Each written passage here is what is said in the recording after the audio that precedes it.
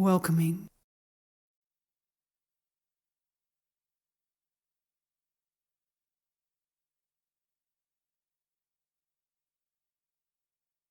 The doctor prescribes the taking of herbs for a limited time. During that time, they do their work. Likewise, our time together will be limited. However, Wu Xin's words will not be limited.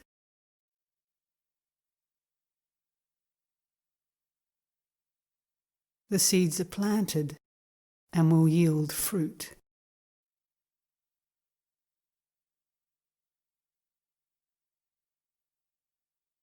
Wu Xin's instructions will not lead you to anywhere.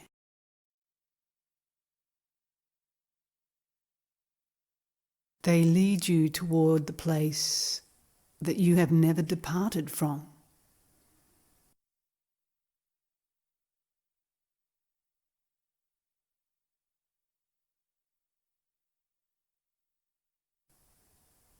No religion, with its requirements of intermediaries and postponement, is spoken here. There is no one to wait for, and no time need be waited on.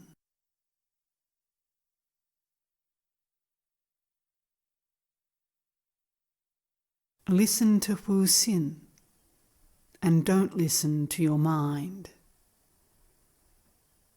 There are two ways of listening. There is the mere hearing of words, and there is the listening which catches the real significance of what is being said. The listening that requires a keen, alert mind. To the words of Wu Xin, hearing is not enough.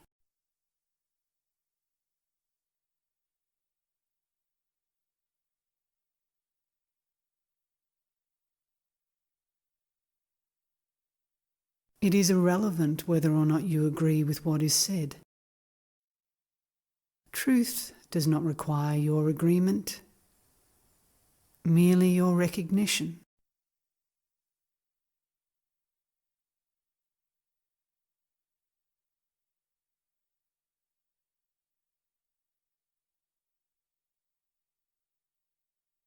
In the days ahead, there will be opportunities for questions.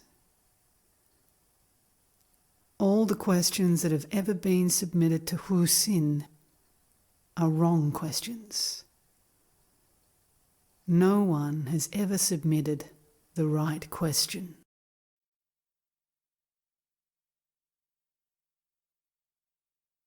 The right question is the last question. It leads to the end of questioning. The wrong question merely births more questions.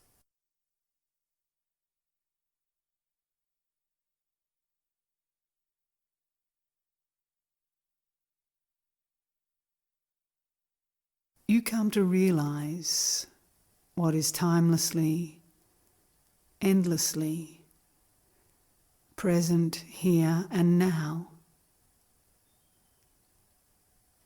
It may seem like an attainment, but it is not. You gain nothing, but only lose what wasn't yours to begin with.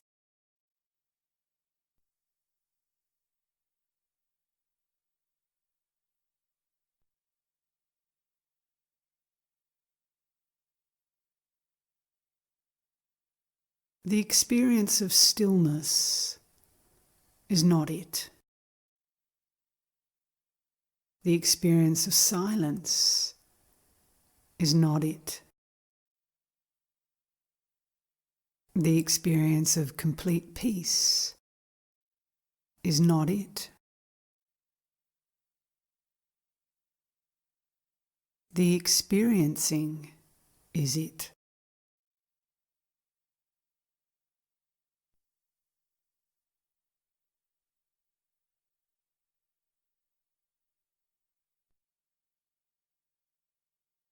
In a sense, the past and the unknown run in parallel.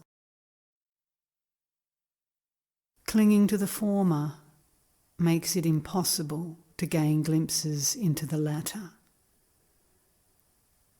As such, there is nothing to learn. However, there is much to unlearn.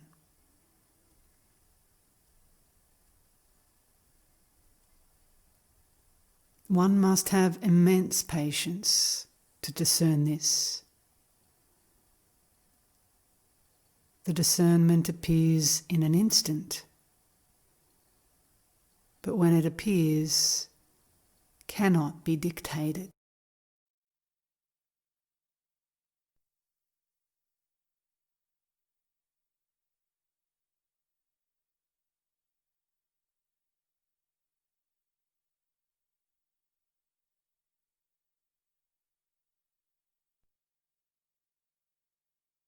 Those who wish to keep their illusions can do so and will remain frozen in place. Those who fear them will recede into safer illusions, while those of you who see through them move ever forward.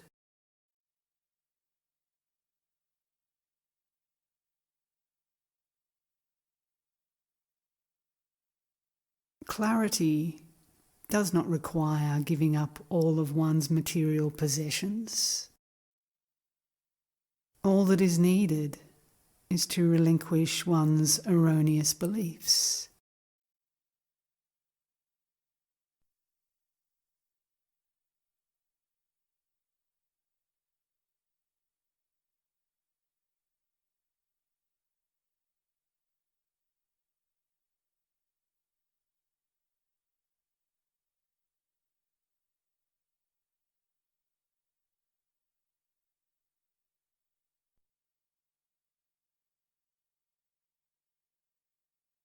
What Wu Xin speaks about is a process of unlearning. It is the abandonment of ideas and beliefs, of all rigid forms of thought and feeling, whereby the mind tries to organize its own activities into orderly compartments.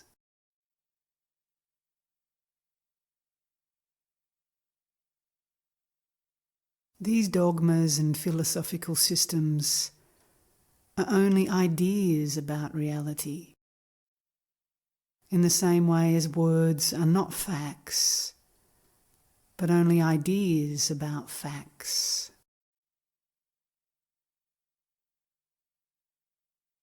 What Wu Xin points to is the coming into direct contact with reality itself, without allowing the belief systems to intervene.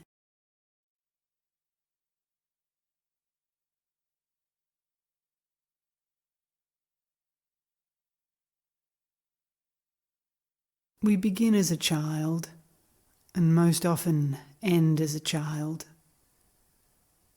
Much of what we acquire in the interim will at some point be lost.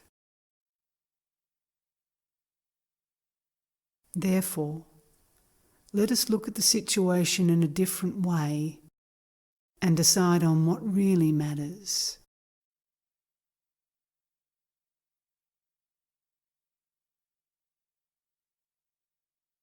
Doubt and uncertainty often lead to new points of view. Here we admit the distinction between what is and what appears to be. We cease accepting imagination as reality. Now, in order to examine anything thoroughly, we must be outside of it.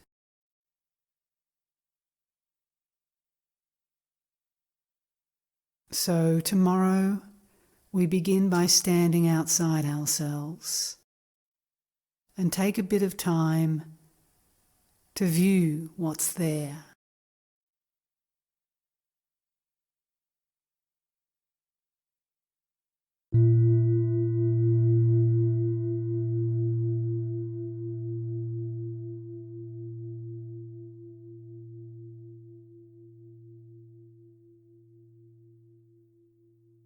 Prior to the rising of self-consciousness, there were no wants.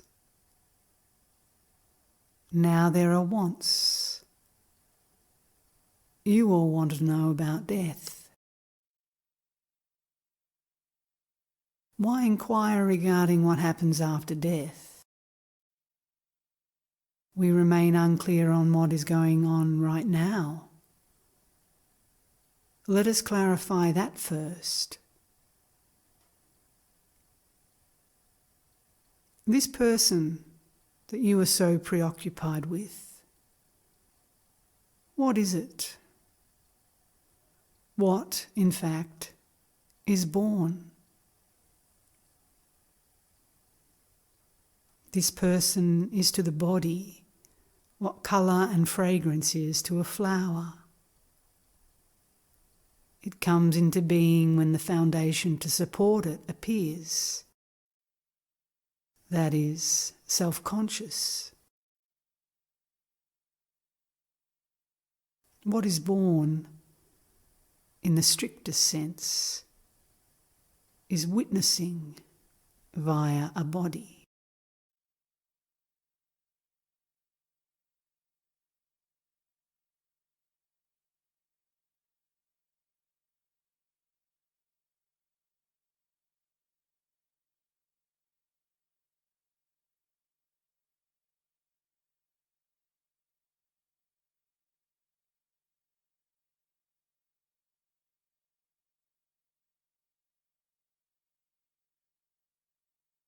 With the arrival of self-consciousness, this pure witnessing is obscured, and all perceptions and conceptions are experienced through the seeming person.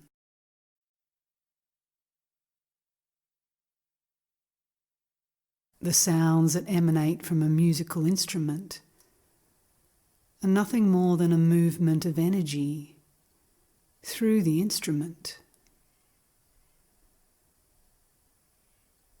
Likewise, the person is nothing more than a movement of energy through the instrument, the body.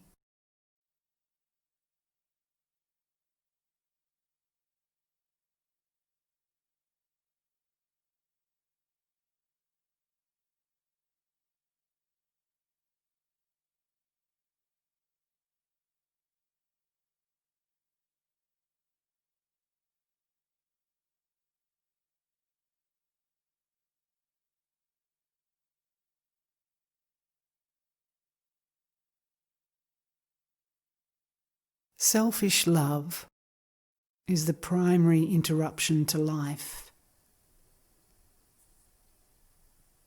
When you are loving life, the perceiving, feeling, thinking, experiencing, creating, you are aligned with it. When there is dissatisfaction, it is a call for realignment with what is.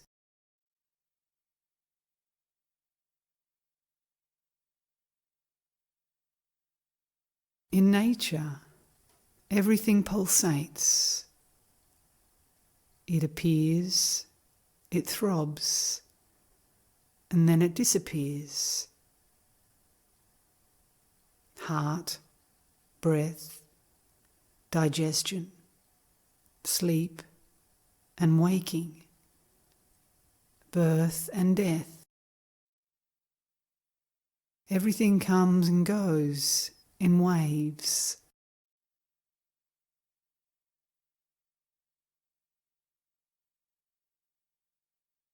Timescales may vary, but the outcome is always the same. Periodicity and the harmonious alternation between extremes is the very essence of life. Wu Xin cannot provide you with what you have predetermined to be acceptable.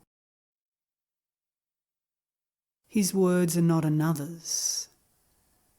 They are uniquely his own, emanating in much the same way as the fragrance of a flower.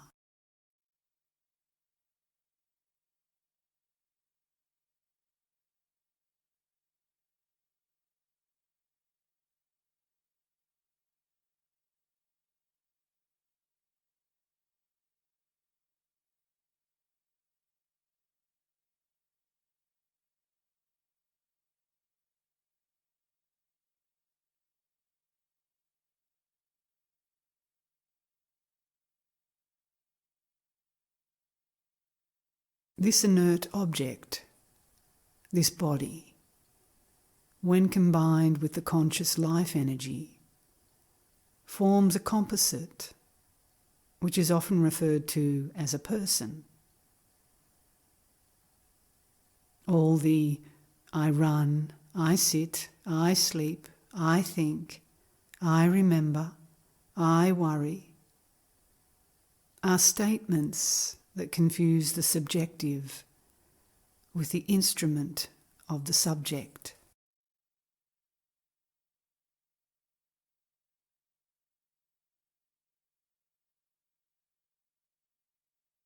What is required to make a person? One needs a form and a name that refers to it. But this is not enough. Otherwise, a tree would be a person.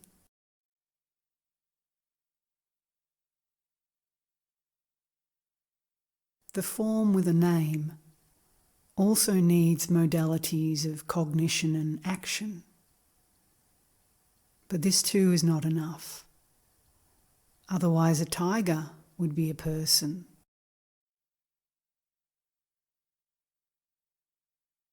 The final ingredient is that one needs to be a human. Only humans are persons.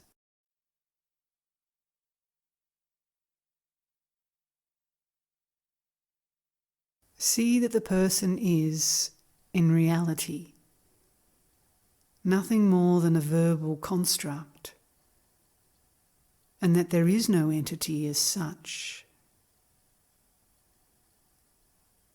This is the primal error, assigning reality to something which is merely an idea.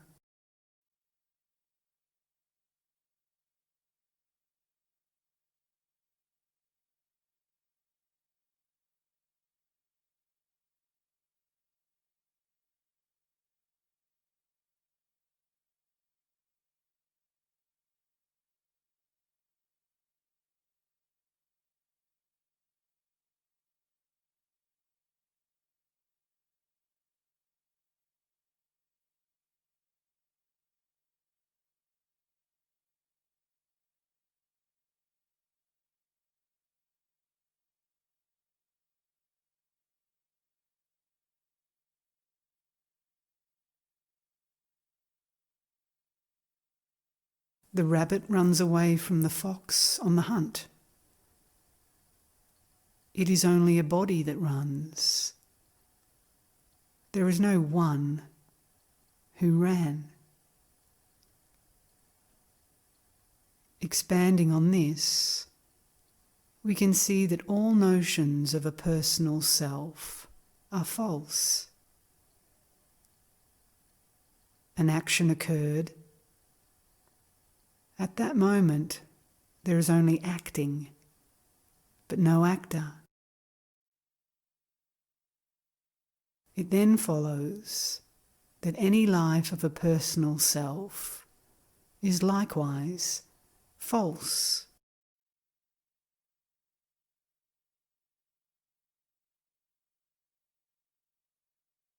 The flower's inherent response to turn toward the sun is in the essential nature of the plant. The mode of any action, of any form, its behaviour, is inherent in its nature. There is no entity doing anything. The organism reacts. This self-deception, this I am this body idea, can die while the body continues to live. But there cannot be anyone to bring it about.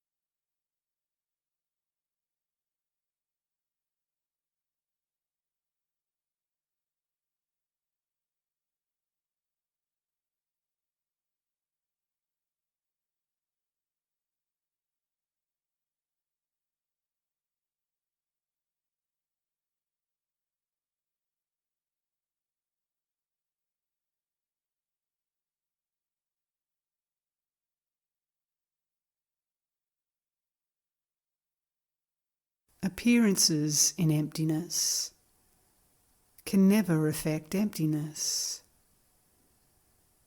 The space inside the cup is the same as the space outside the cup. Only walls, mental or physical, delineate inside from outside.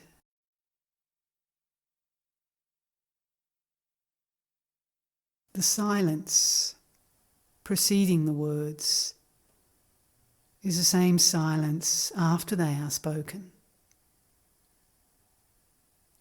These are the offspring of the unchanging.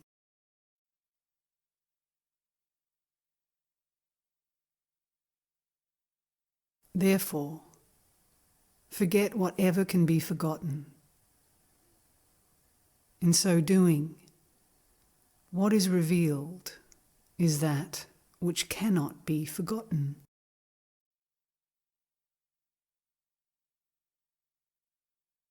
One must be empty of the known to understand this.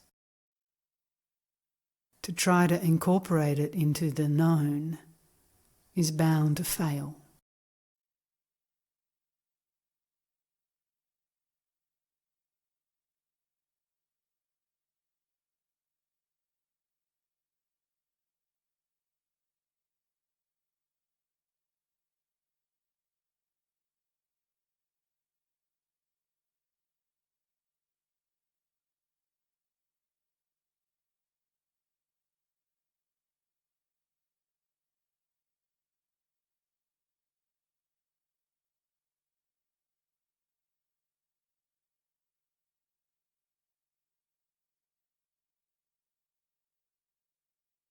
We miss what is due to a lack of attention. Instead, we create something else using excessive imagination, which is like a high fever insofar as it makes you see things which aren't really there.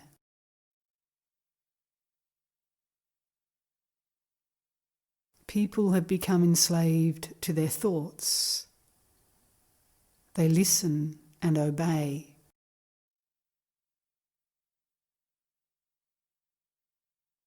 They are so entranced in the world that their discrimination has atrophied.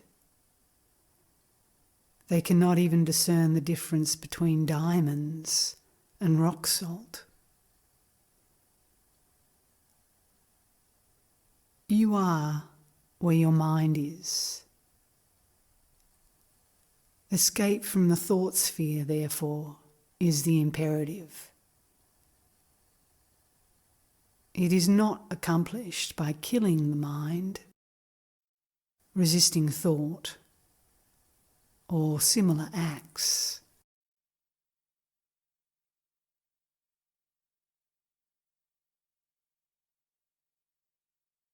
Instead, it happens quite naturally by removing attention from thoughts,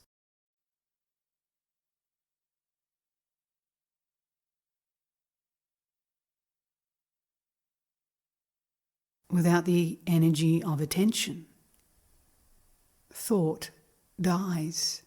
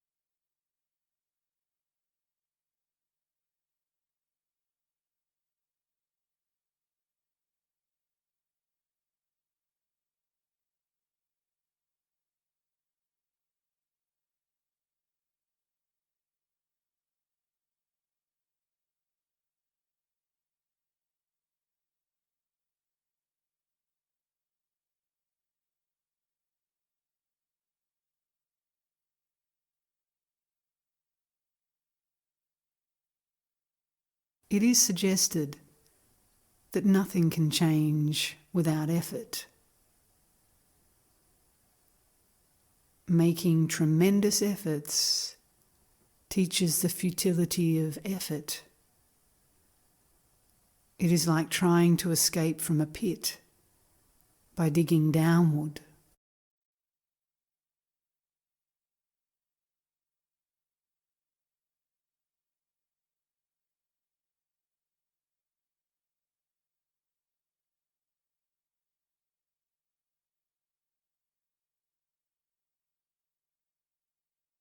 Wu Xin says no effort is required, in the sense that no effort is required to be aware.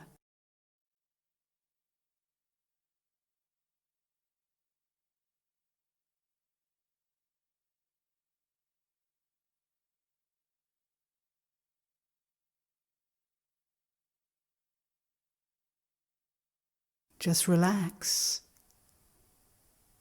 Don't make an effort to relax.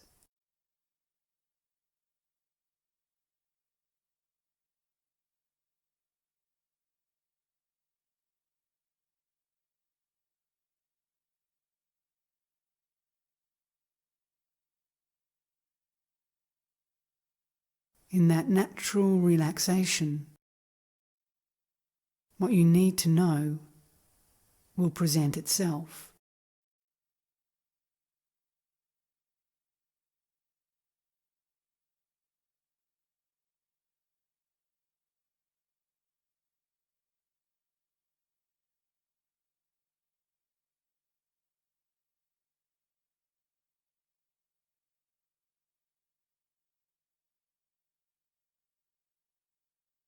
No one can do it for you, just as no one can eat for you to appease your hunger.